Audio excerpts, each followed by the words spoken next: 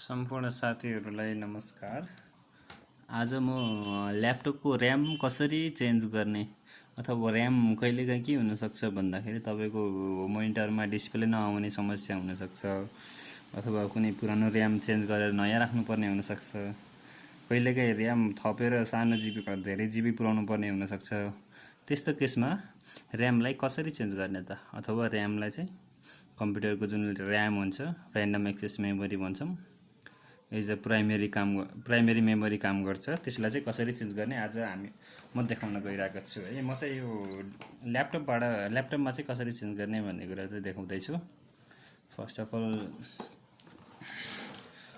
All हाम्रो ल्यापटपमा battery निकाल्नु पर्छ है। ब्याट्री निकाल्ने हामीसँग भएको, सरी क्लियर त्यति आएको छैन।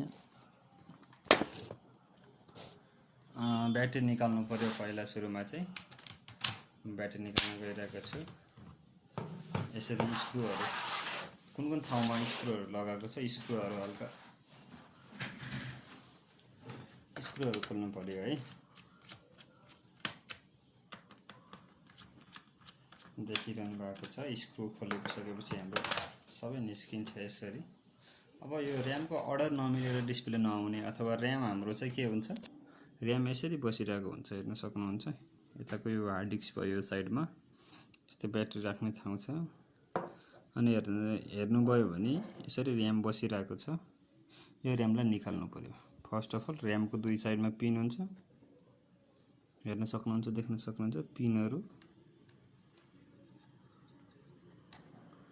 यसरी र्यामको पिन हामीले साइडबाट अलिकति तन्कायो, यसरी तन्कायो भने निस्कन्छ र्याम। मेरो यो भर्खर सर्भिस गरेर राखेको ल्यापटप हो।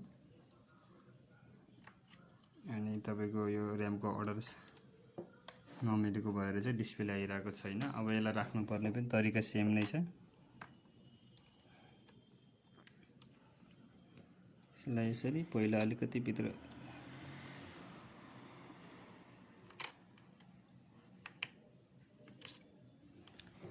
यसरी भित्र छिराउनु पर्यो, दुवै साइडबाट भित्र छिराउने। अनि अलिकति तल प्रेस गर्यो, जेन्टली तल प्रेस गर्यो भने सेट हुन्छ है। त्यसै गरेर माथिकोमा पनि दुईवटा, मेरोमा हेर्नु दुईवटा स्लटमा दुईवटा र्याम राखिरहेको छु। दुईवटा र्याम भएको केसमा चाहिँ कहिलेकाहीँ त्यो अर्डर नमिल्ने अथवा भनौँ न फर्स्ट र्याम र सेकेन्ड र्याम चाहिँ त्यो नमिलेको भएर चेन्ज गर्नुपर्ने अवस्था हुन्छ। ओके, म यतिकैमा चेक गर्दैछु। यतिकैमा नर्मली ब्याट्री राखेर चेक गर्दैछु म चाहिँ अहिले, हेर्न सक्नुहुन्छ।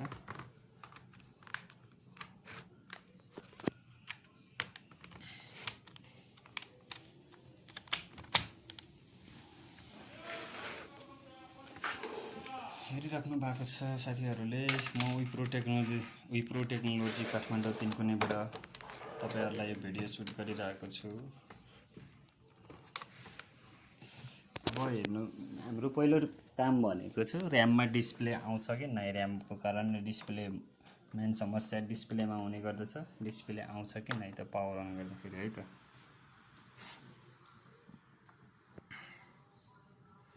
देखिरहनु भएको छ, विन्डोको डिस्प्ले देखाइसकेको छ। मेरो चाहिँ यो एचपीको ल्यापटप चलाइरहेको छु मैले अहिले।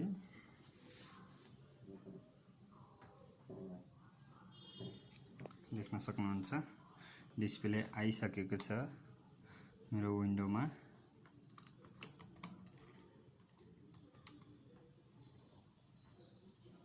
देखिरहनु भएको छ है, खुलिसकेको छ। यति भइसकेपछि हाम्रो र्यामले राम्रोसँग काम गरेको छ, अथवा नयाँ चेन्ज गर्नुभएको भए पनि र्याम अपग्रेड भइसकेको छ। अन्यथा छैन भने तपाईँको र्यामले राम्रोसँग काम गरिसकेको छ भन्ने कुरा चाहिँ बुझ्न सकिन्छ।